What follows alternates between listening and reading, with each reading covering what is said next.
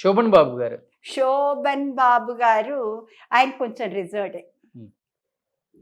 అంటే అంత అంటే రిజర్వ్డ్ అంటే నాట్ మచ్ బట్ ఎక్కువగా మింగిల్ అవ్వరు ఆయన. అంతే, అంతవరకే అనమాట. అంతే. చాలు. అంటే రిజర్వ్డ్ అని చెప్పలేము, మింగిల్ అయ్యే రకం అని చెప్పలేము. అంటే ఈ తరం వాళ్ళు రకరకాలుగా చెప్తూ ఉంటారు ఆయన గురించి కానమ్మా.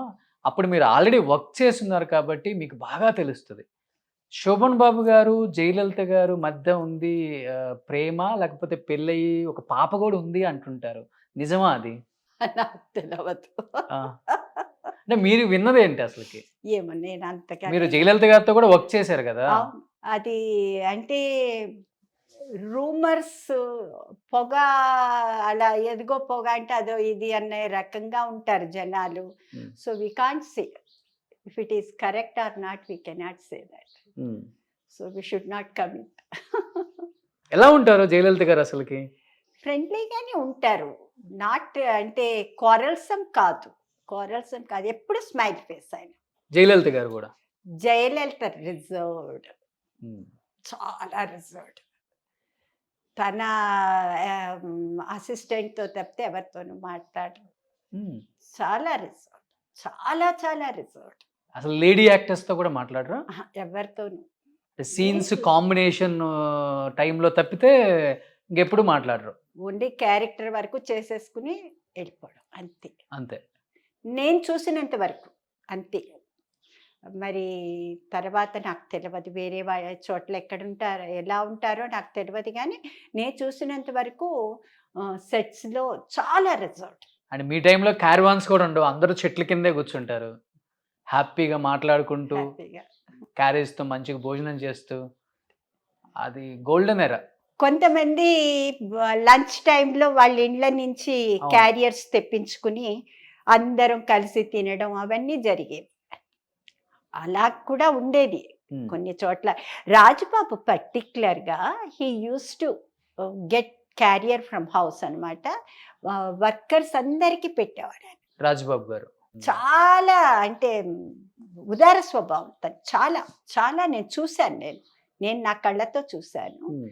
అందరికీ పెట్టడం కానీ, అందరితో మాట్లాడడం కానీ, అందరితో కలిసి ఉండడం కానీ, హెల్పింగ్ నేచర్, చాలా హెల్పింగ్ నేచర్ నేను చూశాను.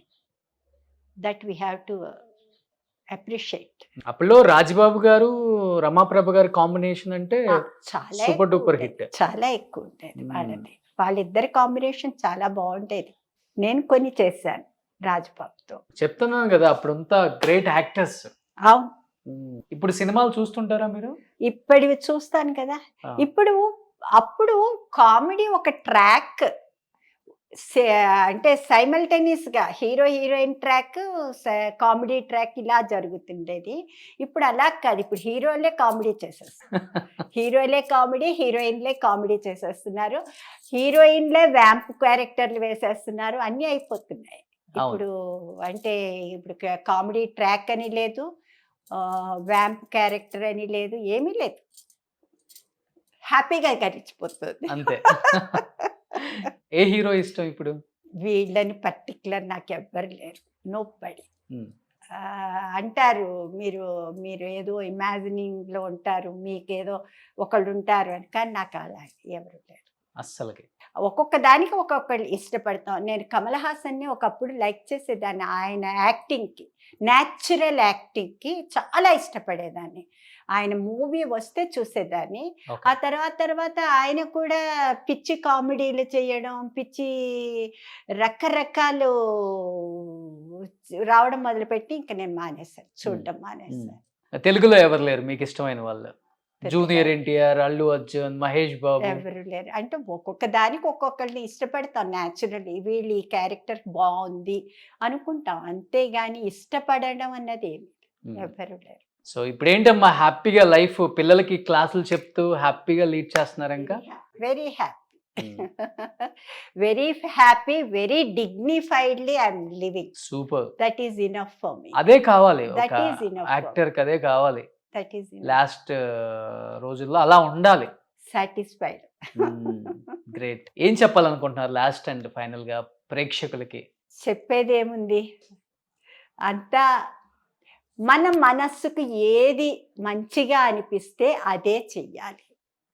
నా ఉద్దేశంలో మా మనస్సుకి ఎవరో చెప్పారని చెయ్యడం, ఎవరో అన్నారని ఆగడం, ఎవరో అంటారేమో అని భయపడడం, ఇవన్నీ లేకుండా మన మనసుకి సంబంధించి మంచిని చెయ్యాలి, మంచిగా పైకి రావాలి, వాళ్ళ ఫీల్డ్లో పైకి రావాలని ఆశిస్తున్నాను. థ్యాంక్ యూ సో మచ్ అమ్మా. Thank you. చాలా ఇయర్స్ తర్వాత కెమెరా ముందుకు వచ్చారు. Thank you. చాలా మంచి విశేషాలు షేర్ చేసుకున్నారు కూడా. Thank you. Thank you.